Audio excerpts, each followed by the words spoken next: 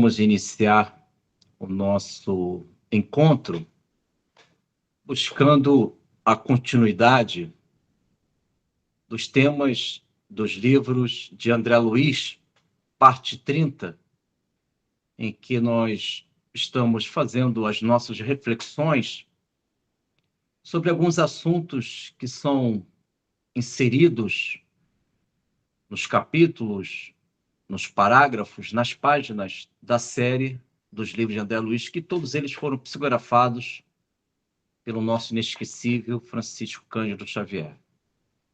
E hoje nós temos, acompanhando o slide, 4 retângulos. Iniciamos com o livro Os Mensageiros, capítulo 22, de nome Os que Dormem. E seguindo a seta, o assunto em destaque, existem muitos assuntos, mas hoje nós destacamos o assunto cultos externos.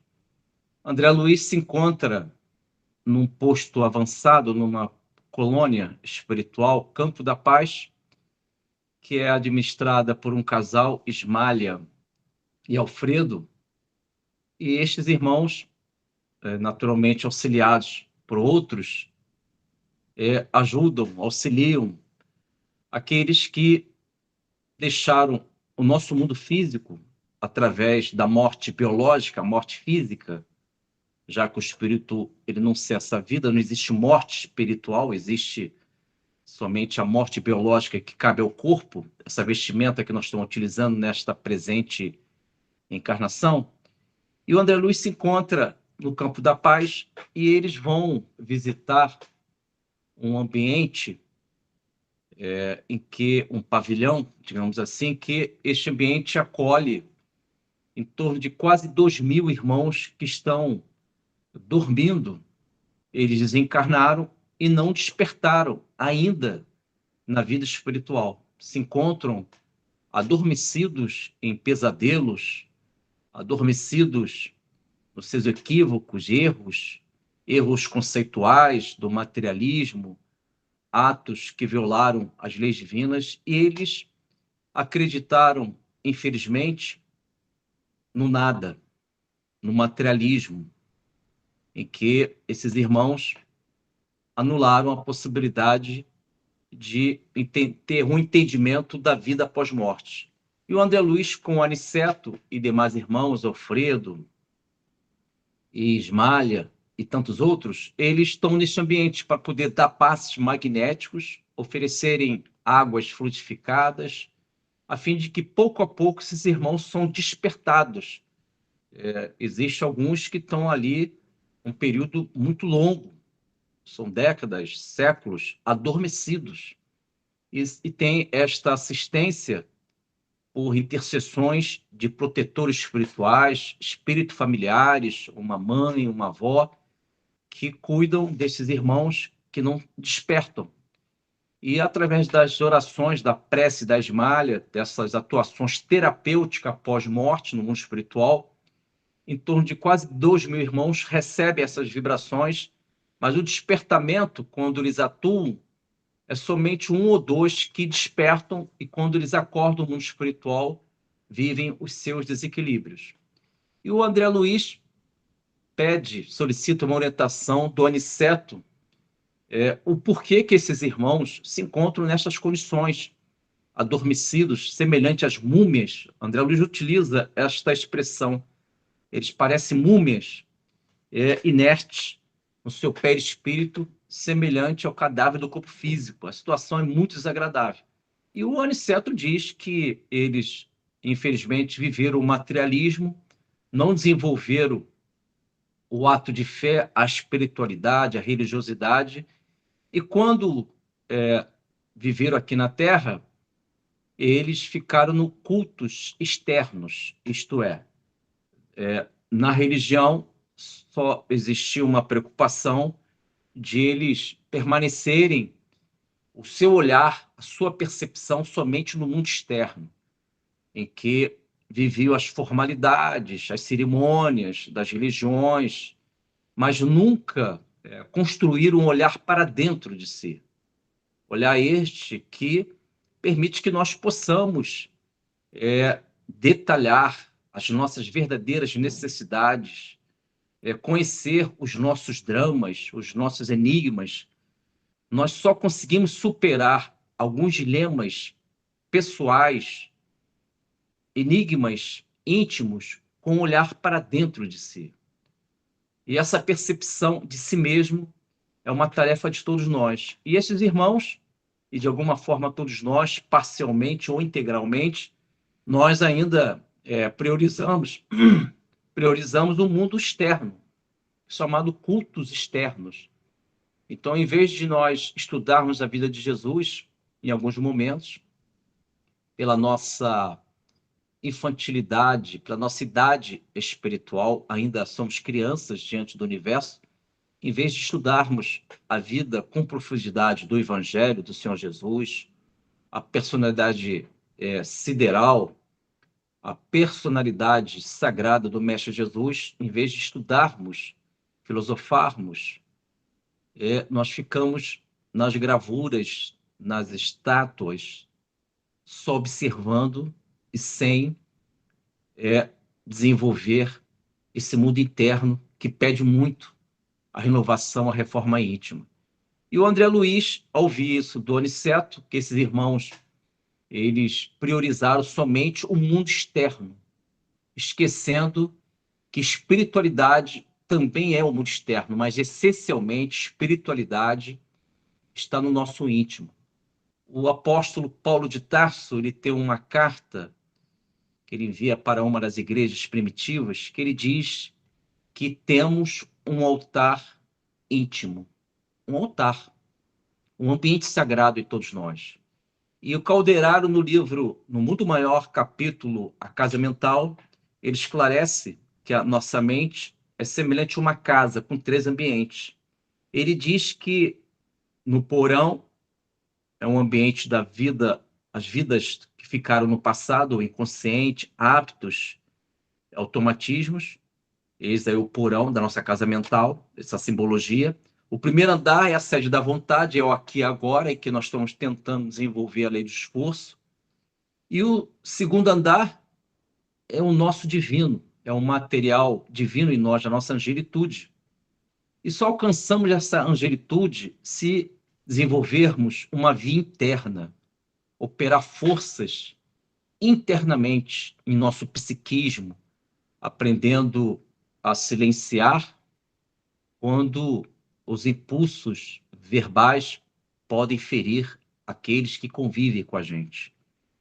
Quando conseguimos sorrir em que as condições são hostis das nossas vidas, nós desenvolvemos esses valores internos. Estamos sorrindo quando o mundo diz não, quando o mundo força em todos nós situações de desafios necessários. Mas mesmo assim conseguimos sorrir e manter o ânimo do bom cristão. Isso é força interna.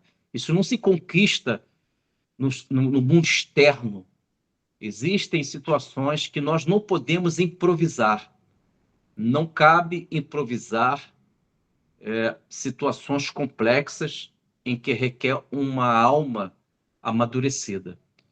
E diante disso, o nosso Aniceto explica para André Luiz que esses irmãos que se encontram no campo da paz, neste pavilhão, adormecidos, eles encarnaram e não despertaram para a vida espiritual.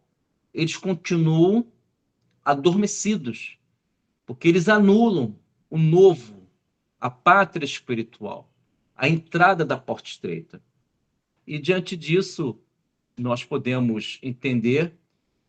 O amigo Paulo levantou a mãozinha. Fica à vontade, Paulo. Pois não. Fica à vontade, amigo. Oi, gente. Opa. Dentro desse padrão aí que você falou, Carneiro, Sim, sim. as pessoas que vão para os cultos exteriores, né? Queria só lembrar aqui que os nossos irmãos cristãos, católicos e protestantes, creem que após a morte eles serão adormecidos para esperar a vinda de Jesus que arrebatará a sua igreja da terra. Então, tem isso escrito em alguns trechos das cartas de Paulo, dos evangélicos. Então, eles acreditam que vão dormir e que Jesus irá despertá-los no dia do juízo final. Então, a falta completa, como você falou, né, de conhecimento sobre a vida após a morte, causa esse adormecimento, né? É isso aí que eu Perfeito. queria só pontuar. Ótimo, ótimo, amigo Paulo. Muito bom.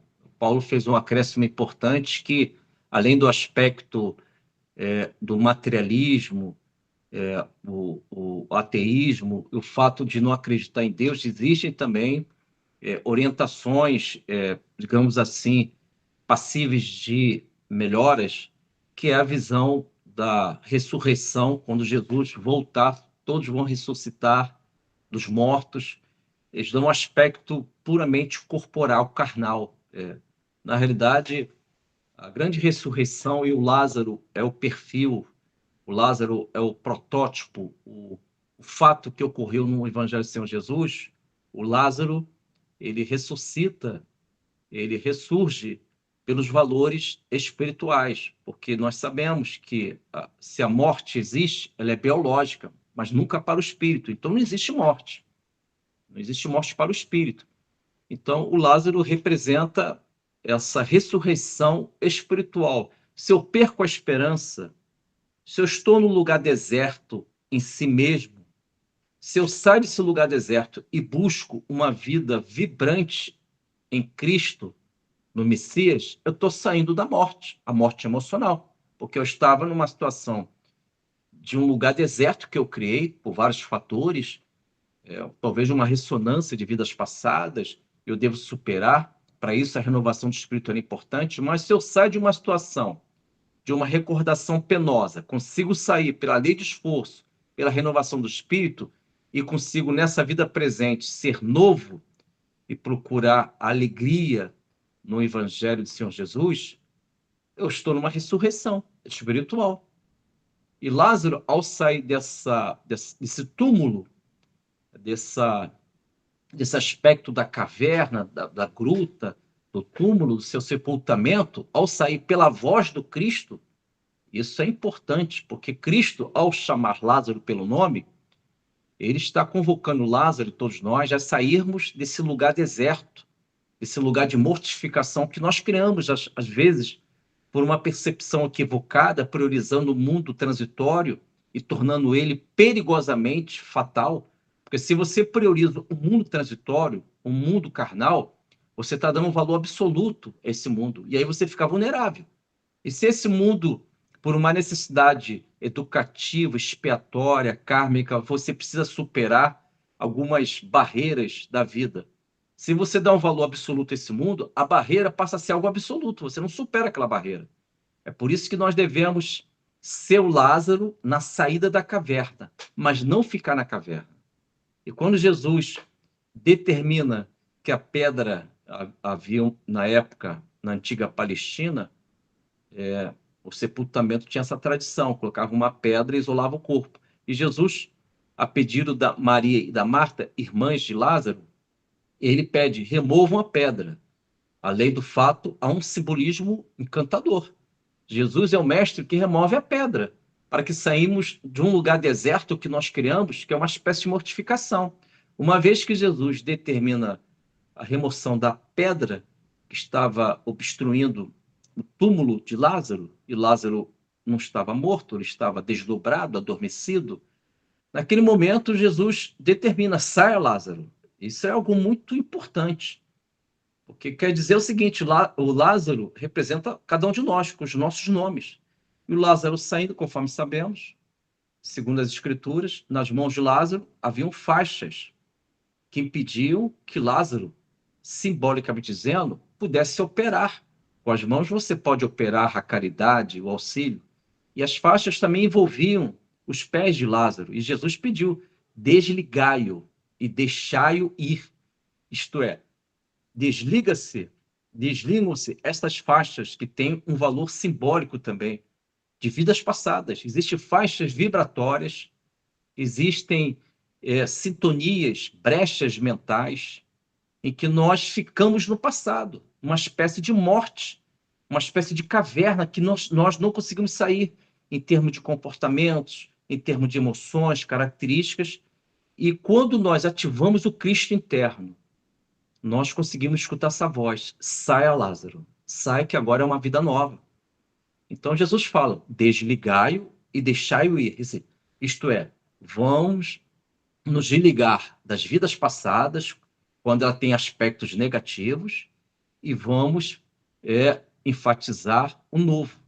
E diante disso, o cultos externos, isto é, priorizar o mundo externo, esquecendo o mundo interno, a vida interna, ficarmos ainda na infantilidade da vida espiritual. Eu vou pedir para a Cláudia ler, por gentileza, Cláudia, a questão 18 do Livro dos Espíritos, porque ela é interessante.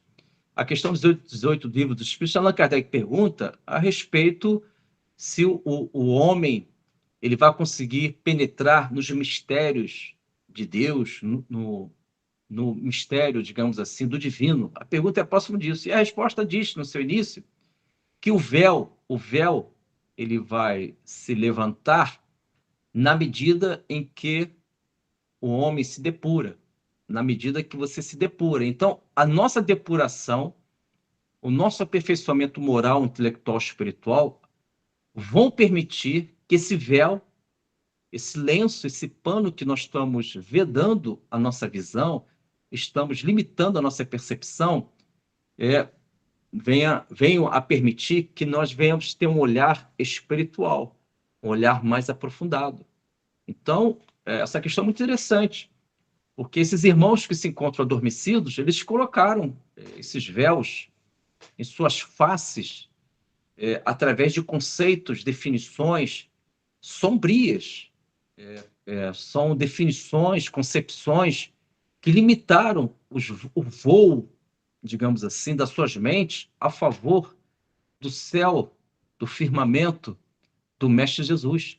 Então, os véus, esses lenços que nós colocamos, simbolicamente dizendo, em nossa face e em nossos olhos, estão impedindo que as nossas percepções espirituais possam dirigir, direcionar, dar uma nova direção libertadora para a nossa vida. Por gentileza, Cláudia, a questão 18 do Livro dos Espíritos, por favor. Questão 18. O homem penetrará um dia o mistério das coisas que lhe estão ocultas? O véu se ergue para ele à medida que se depura, mas para compreender certas coisas faltam-lhe faculdades que, todavia, ainda não possui. Te agradeço, Cláudia. Então, à medida que nós conseguimos erguer, se depurar esse véu, estes impedimentos da nossa visão, depuração, aperfeiçoamento, esse véu se levanta e a percepção ela vai cada vez mais crescer em nós. Tanto é que lembra uma passagem da vida de Jesus, está no Evangelho, que Jesus fala que o nosso olhar é a lâmpada do mundo. É a lâmpada do mundo. Se o nosso corpo for simples, todo o seu olhar será luz. Então, se conquistarmos virtudes, o nosso olhar ele terá uma percepção mais aprofundada da vida. Vamos agora para o livro No Mundo Maior, seguindo aí, nós estamos estudando os temas dos livros de André Luiz, parte 30. Vamos visitar o livro No Mundo Maior, capítulo 17, No Limiar das Cavernas. Este livro, como os demais, todos eles foram psicografados por Chico Xavier, ditado pelo mentor espiritual André Luiz. E neste capítulo 17 do livro No Mundo Maior, o nosso André Luiz, acompanhado pelo Calderaro, que é o mentor espiritual que cuida de André Luiz neste livro, e eles se encontram na região do umbral, uma região sombria, em que os irmãos que se encontram nestes ambientes foram aqueles irmãos que contrariaram as leis divinas e insistiram nestes propósitos, violaram valores humanos E, infelizmente, cada um colhe o que plantou. E André Luiz e Calderaro estão ali visitando este ambiente, e o André Luiz está colhendo várias informações. Em um dado momento, o André Luiz fica à frente a um agrupamento de espíritos desequilibrados, com seus perispíritos deformados, alguns deles com deformações da chamada zoantropia, que é a característica de animalidades diversas, né? O perispírito ganha forma animal, mas de forma diversa, como outros, a chamada licantropia, que é a forma do lobo. Aí vem a lenda do lobisomem, que tem um fundo de verdade. Então, os perispíritos desses irmãos que se encontram no umbral, nesses ambientes sombrios, têm deformidades desagradáveis, horrendas, segundo André Luiz. E André Luiz indaga, pede uma orientação ao Calderaro justamente destas situações que esses irmãos estão vivendo ali, alucinações, não conseguem viver o mínimo de harmonia mental. E o nosso Calderaro explica para André Luiz que a maior parte desses irmãos não desenvolveram, não se prepararam espiritualmente, não assimilaram o entendimento, não estudaram um tema muito importante para as nossas vidas, que é o perispírito. O perispírito, ele é o corpo espiritual que vai sobreviver à morte biológica do corpo físico. Então, o perispírito é o corpo da nossa eternidade, da nossa imortalidade. Por que que esta informação ela é relevante? Porque se eu deixar o mundo material pela desencarnação, se eu não possuir este conhecimento do perispírito, eu vou ficar muito confuso na minha desencarnação, porque eu vou ver o meu cadáver, caso exista essa possibilidade, que é bem possível você ver seu cadáver. Se você não tiver o conhecimento do perispírito, você vai achar que você tem que voltar para o corpo, porque aquele corpo lhe pertence. Claro, pertence sim, quando tinha vida. Não tendo mais vida, virou um cadáver. Então, se você não tem conhecimento do perispírito, você se vê corpo o tempo todo. Tendo conhecimento do perispírito, você vai racionalizar a sua fé, porque é a nossa doutrina espírita.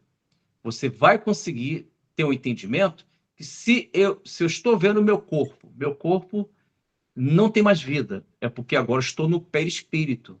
Esse é o conhecimento que liberta. Conhecereis a verdade e a verdade vos libertará. Então, essa informação do perispírito permite que nós venhamos a ter uma certa direção nesse momento decisivo da nossa desencarnação. E o Calderaro diz que esses irmãos que se encontram nas regiões do umbral, eles viveram o choque da desencarnação, que é o assunto em destaque, esse capítulo 17 do livro do Mundo Maior. Choque da desencarnação. Nós, como estudantes do espiritismo, do espiritualismo, nós não podemos ser pegos de surpresas através do choque da desencarnação, porque ao sabermos que existe vida após morte, eu vou desencarnar, eu vou deixar a carne, eu vou deixar o mundo material. O meu perispírito vai se retirar do corpo, porque o corpo já não tem mais vida, deixou de ser um aparelho, uma vestimenta. Diante disso, com essas informações que nós estamos estudando, o choque da desencarnação, se ela existir, ela vai ser muito atenuada, ela será amortecida, porque nós estamos com a informação que o perispírito sobrevive à morte biológica do corpo físico. Então, não existirá um choque da desencarnação do ponto de vista dessa mecânica da desencarnação. O que pode existir o choque da desencarnação é no campo emocional, em que nós iremos deixar os nossos afetos, nós iremos deixar aqueles que nós temos vínculos afetivos, e por isso que é importante desenvolver a grande virtude do desapego. O desapego das relações afetivas. Nós devemos evitar o excesso de apego da pessoa que nós consideramos importante da nossa encarnação. Claro, merece o nosso afeto, mas o amor verdadeiro ou amor sincero em direção ao Cristo, ele não possui e nem se deixa possuir. O amor em Cristo não possui e nem se deixa possuir. Isso é uma tarefa dificílima para a nossa idade mental. Porque a primeira coisa que nós queremos, e eu me incluo nisso, é possuir a pessoa que nós amamos. É uma tarefa muito... Numa prova, é muito difícil tirar a média 5. Se alguém tirar 10, impressionante. Por quê? Porque envolve as questões emocionais. E as questões emocionais, elas, a fim de que a gente possa depurar, amadurecer essas relações emocionais de nossa vida, requer tempo, requer muitas encarnações, experimentações no campo, às vezes, do sofrimento, dos dramas, para que possamos entender que o amor em Cristo, o amor verdadeiro em Cristo, não se deixa possuir e nem é possuído. E aqueles que se encontram na região do umbral, conforme Calderaro e André Luiz se encontram naquela região do umbral, eles observam multidões de espíritos desequilibrados. E o Calderaro explica, André, esses irmãos que se encontram aqui desequilibrados nessas regiões, para eles não se prepararam espiritualmente, eles não viveram os valores morais, espirituais, e para eles a morte gerou ali para eles um choque. A morte para eles tornou-se, digamos assim, um choque da desencarnação. Totalmente despreparados. Por isso que é importante estudarmos, procurarmos ambientes de espiritualidade, porque talvez hoje nós estamos assimilando, aprendendo, né?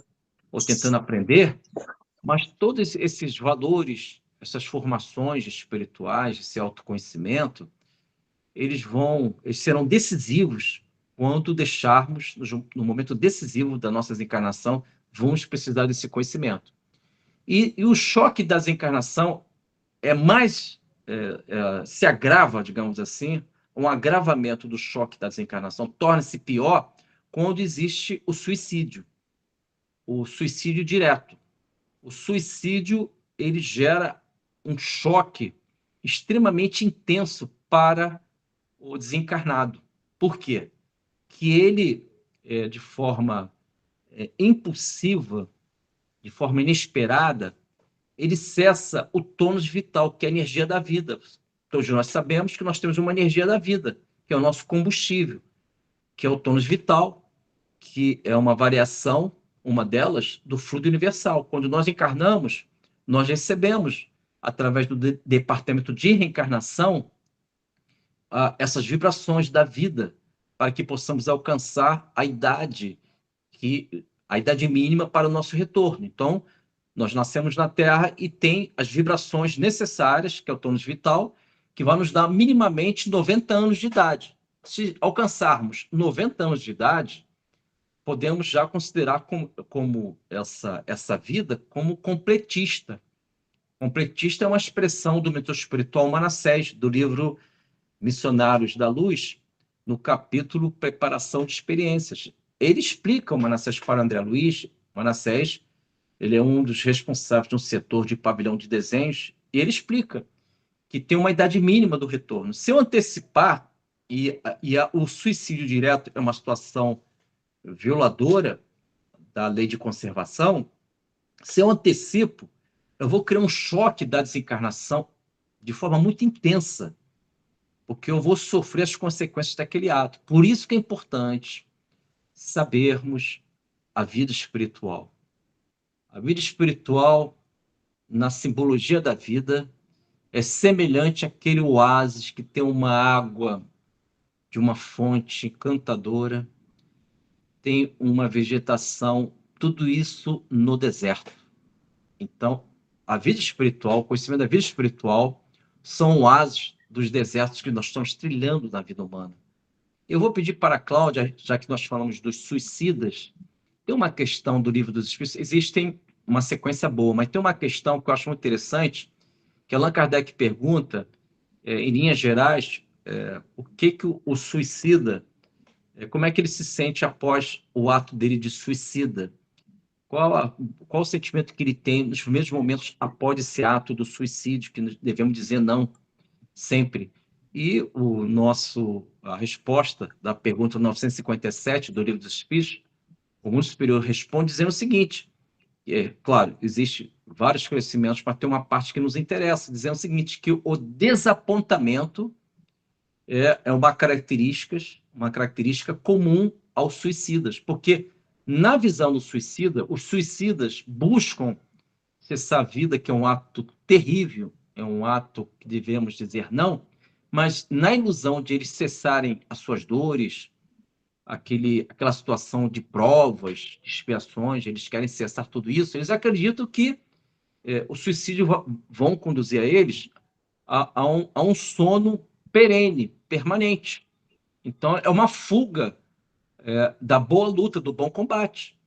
Então, o desapontamento é a característica comum dos suicidas. Eles achavam que iriam adormecer, o problema acabou. Não, após esse ato, eles percebem que eles continuam vivendo e, às vezes, sentindo a decomposição do seu próprio corpo físico, que há uma repercussão no perispírito, porque os laços que unem o corpo físico e o perispírito, eles não foram dissolvidos pela naturalidade da vida.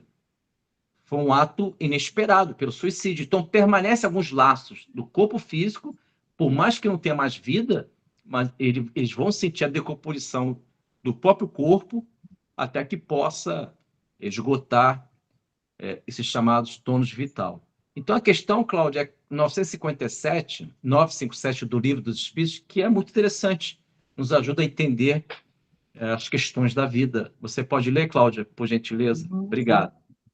957. Quais são, geralmente, as consequências do suicídio sobre o espírito?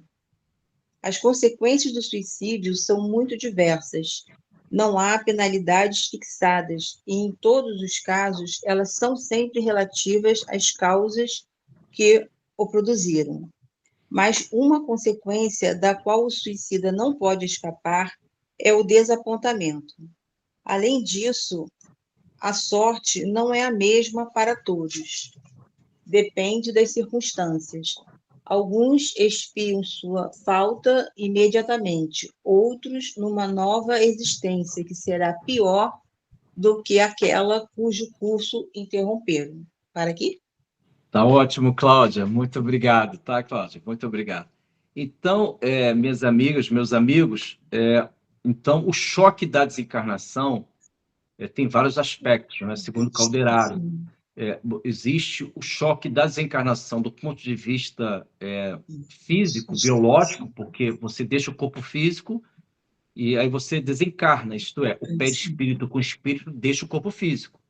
Esse choque da desencarnação, que passa a ser uma novidade quando nós não conhecemos o conhecimento espírita, o perispírito, vida após morte, pode gerar um choque em nós da desencarnação.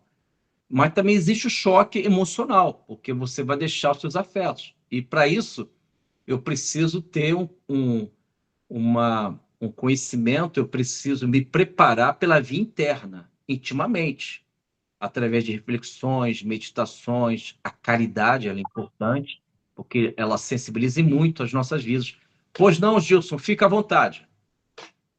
Você falou aí do tônus vital, né? A Sim. gente esteve estudando um pouco sobre isso, né? Quando você vem com um tempo previsto, uma energia prevista para um tempo, e aí você levanta a seguinte hipótese: onde é que está essa energia? Ela fica situada. E aí a gente tem as informações que provavelmente fica no duplo etérico.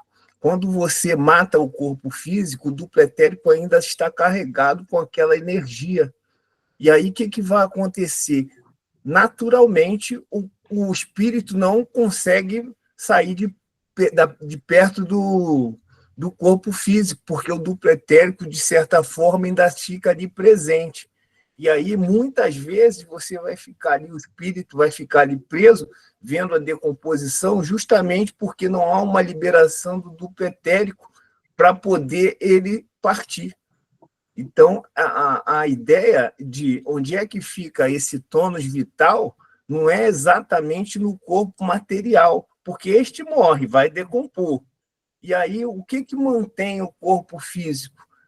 quando a gente é o duplo etérico que faz essa ligação, e ele também tem esse tônus vital, provavelmente mantém.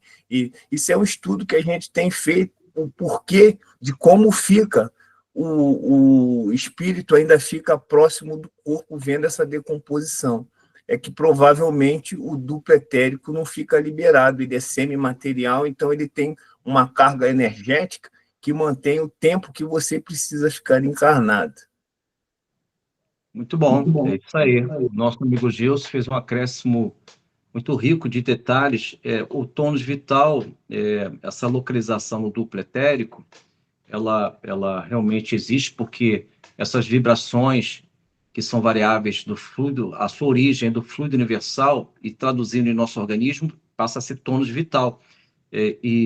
Mas é interessante que eu estou me lembrando agora de um capítulo do livro Obreiros da Vida Eterna.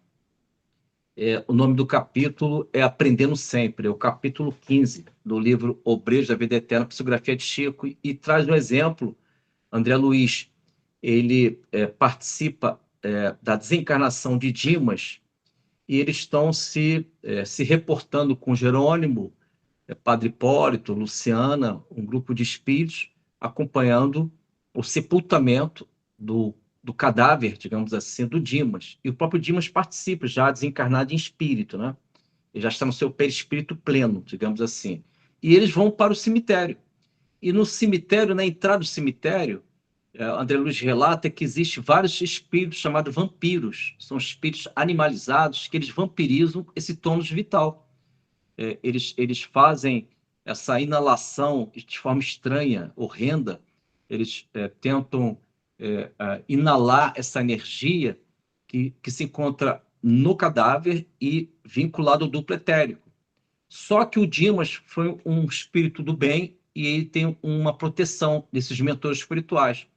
E o Jerônimo, antes de sepultar o corpo dele, o Jerônimo se aproxima em espírito. O Jerônimo é um mentor espiritual, gera um passe e desfaz. André Luiz fala que desfaz o último resíduo final do tônus vital. Esse resíduo final certamente fica no duplo etérico. O duplo etérico se desfaz juntamente com o corpo físico. Então, o interessante é que o mais importante é que se essas energias elas ficam no duplo etérico, é porque tem uma função também de natureza moral. Por que algumas pessoas, após encarnarem, permanecem vinculadas ainda ao seu cadáver? Esse próprio capítulo, André Luiz entra no cemitério e ele vê uma mulher em torno de 32 anos, 34 anos, totalmente alucinada, e André Luiz se aproxima. André Luiz é inexperiente naquela oportunidade e queria cortar o laço. Esse laço é o chamado cordão de prata, o cordão fluídico, é o último que se desliga quando a desencarnação ela está planejada, digamos assim, através do técnico de desencarnação. Esse cordão fluídico estava na cabeça dessa irmã e ela estava sobre o túmulo dela, gritando, pedindo socorro. E André Luiz se aproximou e viu que esse cordão que ligava a cabeça dela, nessa região do centro mental, que é o coronário, ligava ela à sepultura dela, em que ela estava sentindo ainda a decomposição do corpo. Mas por que ela estava sentindo? Porque tem um valor moral em nossa vida. O ato mecânico em si, ele existe, mas tem a questão moral. Como Jesus falou, né? Cada um segundo as suas obras. Então, cada um segundo as suas obras. Obras tem um sentido moral. Obras também tem um sentido moral. E aí o André Luiz, ele teve uma orientação de um sentinela, que é um vigilante, são 4 vigilantes nesse cemitério. Tudo isso na Série André Luiz, capítulo Aprendendo Sempre, do livro Obreiros da Vida Eterna. E um dos sentinelas vigilantes, que na Umbanda seria o Exu, explicou para André Luiz que ele não poderia cortar aquele cordão fluídico que ligava ela ao cadáver. Aí o André perguntou a André Luiz, mas por que não pode desligar ela? Porque se ela se desligar, ela vai voltar para casa, vai prejudicar o ex-marido e os filhos, porque ela não foi uma mãe equilibrada, ela abusou, ela gerou problemas sérios. Então, ele fez ali um resumo da vida dessa irmã. E ela desencarnou em torno de 34 anos de idade, e nem sabia que estava desencarnada. Então, o sentinela, o vigilante do cemitério, passou as informações a respeito dessa irmã e falou o seguinte, que ela ali estava protegida dela mesma, que está de perturbação, e estava protegida porque existem espíritos dos abismos que eles pegam, aprisionam esses espíritos equilibrados e levam para aquelas regiões chamadas subcrostais. Na crosta da Terra existem regiões mais profundas em que existem essas organizações sombrias que tentam influenciar a nossa humanidade, que algumas teologias colocaram aí chamado anticristo. O anticristo não é uma pessoa, mas são ideias, são conceitos sombrios que tentam escravizar as nossas mentes. Mas, resumindo, o acréscimo do irmão Gilson foi muito bom, e do Paulo também. Aliás, essa equipe aí, esse ambiente, só tem time grande, hein? Só tem gente boa, conhecimento finíssimo, por isso que eu fico alegre de vocês me aceitarem aqui. Eu acho que é até uma caridade vocês me aceitarem. Eu não estou nesse ambiente de conhecimento intelectual. Ainda estou na fase ainda do cafezinho, né? Mas a caridade me acolhe, né? Beth aí. Olha, Beth. E é isso. Então, vamos agora para o livro Libertação. Seguindo aí o nosso estudo, é o terceiro retângulo. Livro Libertação, capítulo 5, de nome Operações Seletivas. Seguindo a seta, o estudo em destaque é Estigmas da Moléstia. Estigmas da Moléstia. Nesse livro Libertação, André Luiz agora tem um novo mentor orientador. Cada livro de André Luiz existe minimamente um mentor. E tem livros que existem vários mentores. Nesse caso, o Gúbio cuida do André Luiz. E o Gúbio e o André Luiz se encontram no Umbral, numa cidade sombria, chamada Numa Cidade Estranha. É uma cidade estranha. Assim é relatado. É uma cidade que, segundo o Gúbio, ela tem natureza de uma colônia penal, e que espíritos perigosos que na sua última encarnação, essas encarnações desses irmãos, eles viveram o mal de forma dolosa, de forma intencional.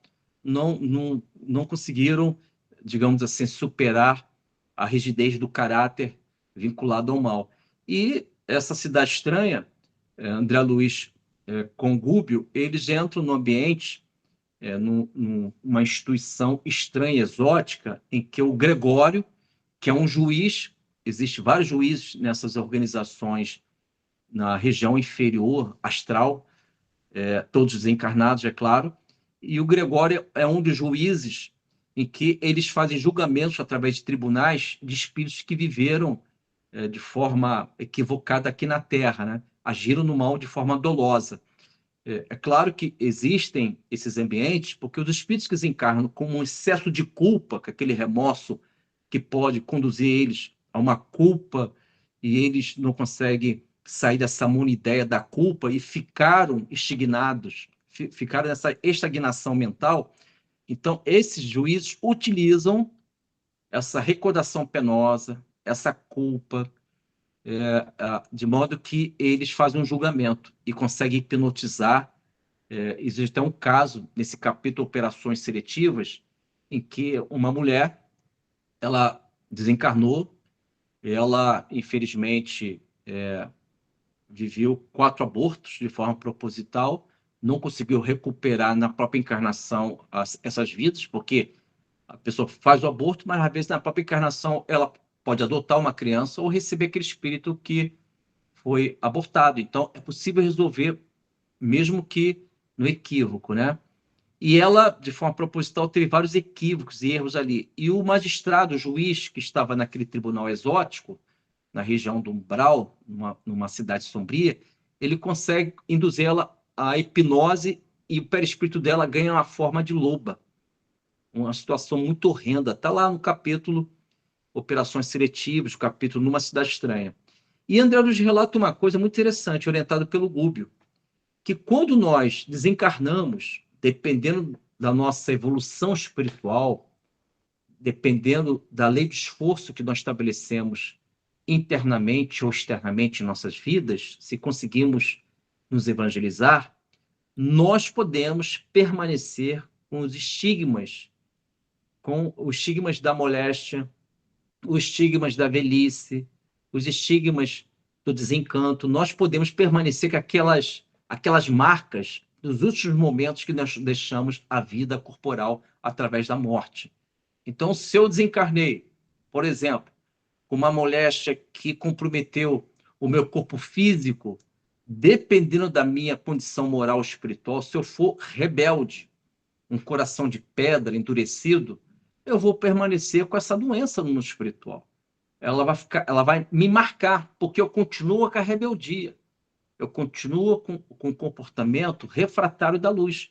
Então, André Luiz observa que aquela população daquela cidade, daquele ambiente, daquela instituição que eles vão julgar vários irmãos que viram na Terra, ele percebe que os irmãos, primeira coisa, o perispírito deles são opacos, não tem luz. É semelhante aos nossos corpos carnais. Não tem luz, não tem vibração. E outra coisa, a maior parte deles desencarnaram com os traços da velhice ou os traços das enfermidades, moléstias, e permanecem assim, no mundo astral inferior. Então, só nas colônias superiores, ambientes superiores, como, por exemplo, em nosso lar. Em nosso lar, existe um ministro chamado Sânzio, que ele se apresenta numa colônia chamada Mansão Paz, ele é ministro do nosso lar, Sânzio.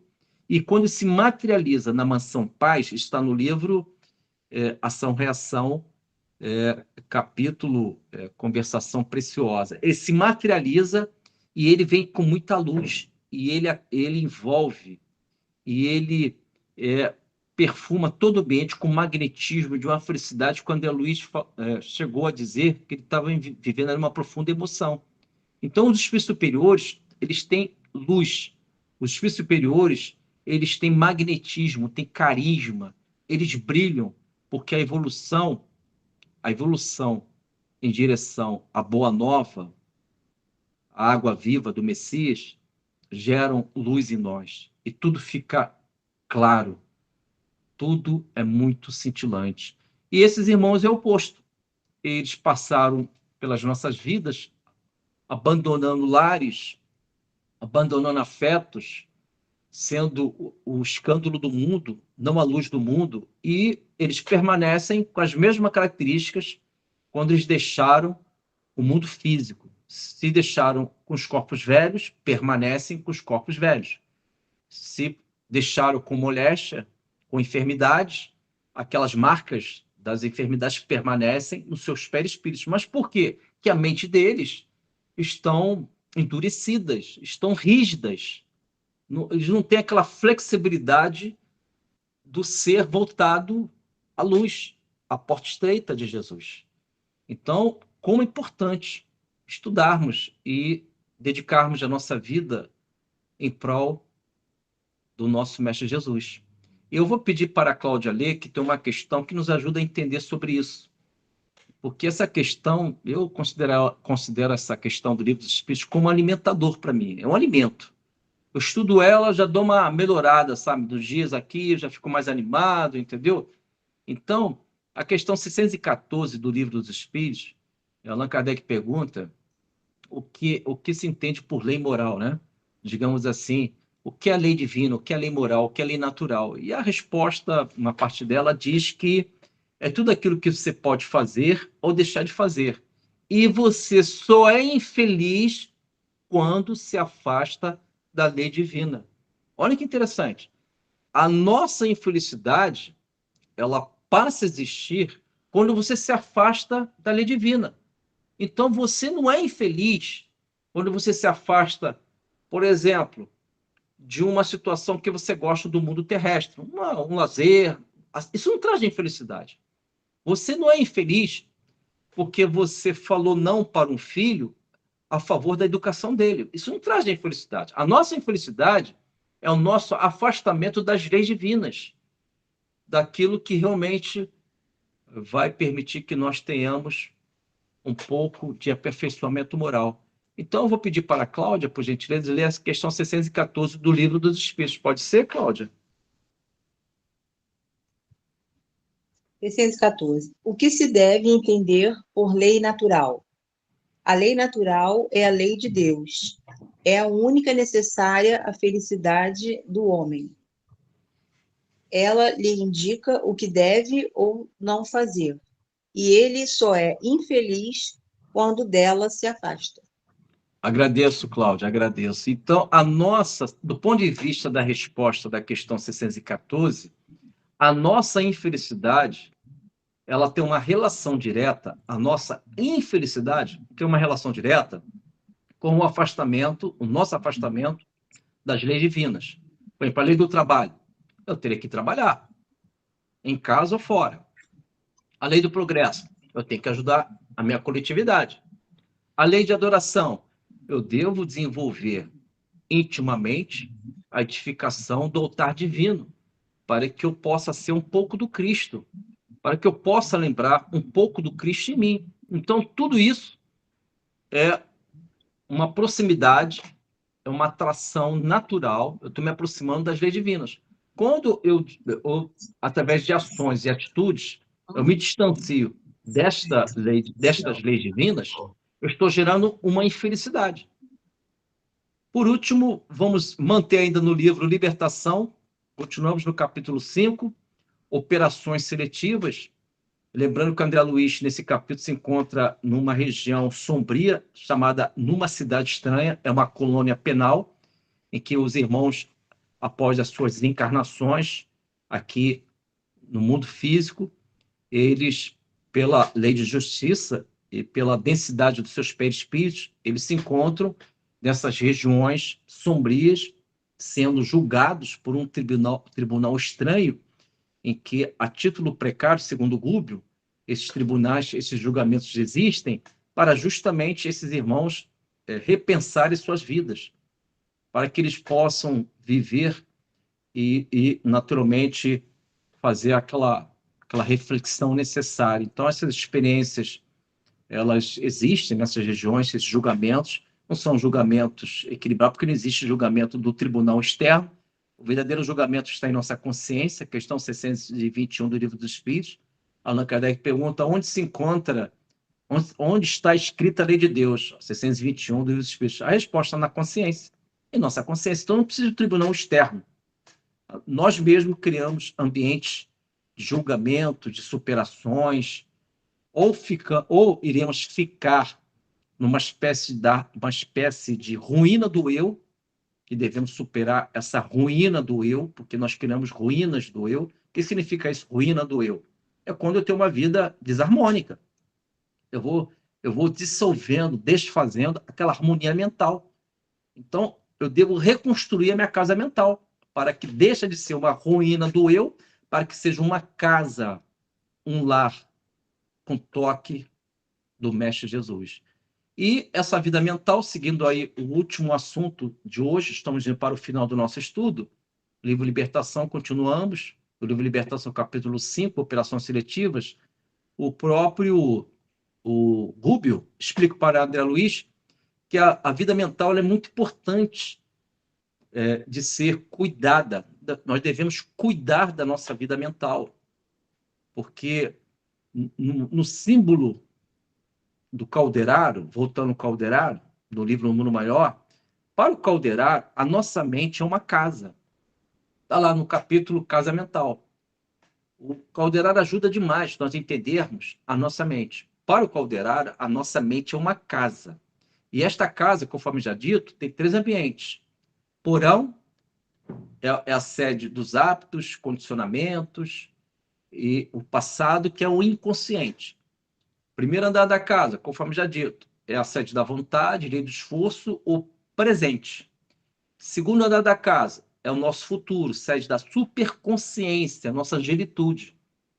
O grande problema é que quando nós ficamos nesta casa, nós saímos dela e ficamos na calçada da casa. Olha que simbologia forte. Todos vivem dentro da casa. Ninguém vive na calçada da casa. A calçada da casa não é um ambiente para que você possa habitar a sua casa. Só que ficamos na calçada, em frente à casa, da calçada. Só que as grandes decisões da vida, elas são estabelecidas dentro da casa, e não é no porão, porque no porão é o passado, já deixou tudo para trás. As grandes decisões para que possamos nos libertar ou alcançar objetivos mínimos de evolução é no primeiro andar da casa, porque no primeiro andar da casa você está com a sua vontade, uma nova vida. E com esta vontade, com esta nova vida, você pode conter o passado quando ele é impuro, desequilibrado, arrastamentos. Quando ele é equilibrado, quando existem valores, virtudes, ele tem que se apresentar no primeiro andar da casa, no ambiente presente. Então você tem que discernir. Isso pode, isso não pode. Essa personalidade minha, do passado, ela tem coisas positivas, então ela pode se apresentar. Essa outra não, porque essa outra, ela tem uma forma sombria. Eu não posso deixar que ela alcance o primeiro andar da casa. Ela tem que ficar no porão e com o tempo eu tenho que cuidá-la e crucificá-la, lançar ela na cruz, o ego crucificado, para que ele possa ressurgir em vida, como aconteceu com Jesus. E uma vez que você está no primeiro andar da casa, com a vontade, você se lança para o futuro. E é no futuro que você tem a sua agilitude. É isso, meus amigos. Finalizamos o nosso estudo. Por último, vou pedir a Cláudia só ler a questão 922, que nos dá 3 postulados da nossa doutrina espírita, 922, né? Allan Kardec pergunta se existe uma felicidade comum para todos os homens. E a resposta diz, né, em relação à vida material, após ser necessário, em relação à vida moral, consciência tranquila e fé no futuro, né? Próximo disso. Então, eu vou pedir para a Cláudia ler e a gente finaliza de vez. Pois não, Claudinha? Puder ler? 922. A felicidade terrena é relativa à posição de cada um. O que é suficiente para a felicidade de um faz a infelicidade do outro. Há, no entanto, uma medida de felicidade comum a todos os homens? Para a vida material, a posse do necessário. Para a vida moral, a consciência pura e a fé no futuro. Agradeço, Cláudia. Obrigado a todos. Que Deus nos abençoe e que possamos manter a nossa família espiritual, esse grupo abençoado que está propagando Deixa para eu o te fazer mundo. uma pergunta antes de você partir. Vou usar Pois a tua não, experiência. fica à Uma vontade, meu pergunta amigo. de todos. É que você, na hora que você está falando sobre esse libertação, né, os estigmas das moléstias, né, a gente aprende desde lá do começo que o grande drenador das nossas imperfeições, está no espírito, e elas são drenadas para o corpo físico. E aí, quando você vê esses espíritos que se mantêm, é que o dreno é feito no primeiro andar, né? No primeiro andar, você tem como referência o código de ética moral do Cristo, que ao longo dessas encarnações já está implantado na mente de cada um. E aí você vem para a encarnação e recebe aquela informação. Só que o problema que você tem, ele já se encontra no teu perispírito, porque a imperfeição está sempre no perispírito. E aí você vem de uma forma desencarnar sem ter drenado esse processo. E aí, para onde você vai? Você vai direto para esses lugares, porque você não contrapôs o conhecimento do Cristo com a imperfeição para minimizar. Aí você diz, foi para a calçada. Você está na calçada. Isso mesmo. Você saiu de dentro da casa onde está implantada a lei moral do Cristo e foi para fora. Não sofreu essa influência. E aí, com o desencarne, você vai direto da forma que você está, porque aí você impediu que aqueles conceitos morais limitassem o teu desencarne, né? Ou seja, através do arrependimento que a gente tem. Quando você desencarna, você vê a vida, vê que fez bobagem, chora, se arrepende. Essas criaturas não chegam a esse ponto, elas não tiveram arrependimento. E aí são obrigadas a ir para esse julgamento, até que elas entendam novamente e seja colocada para ela esse código de ética moral do Cristo, para que ela tenha ele como referência. E aí ela vai conseguir drenar, né? O porão, ele vai da calçada depois para o porão, não tem jeito. Ele vai ficar preso no porão. Muito bom. Nossa, gostei. Gostei, você captou bem, porque ficar na calçada quando você tem uma casa é um comportamento que nega esse código do Cristo que você falou, que se encontra em nossa consciência, no primeiro andar, no segundo andar da casa. Então, ficar na calçada e você tendo uma casa, realmente você fica estagnado e não consegue drenar aquelas imperfeições, aqueles resíduos mentais que podem ser traduzidos em doenças, enfermidades. Então, o ideal é entrarmos na casa e, se possível, com Cristo. Que Deus abençoe todos. Muito agradecido.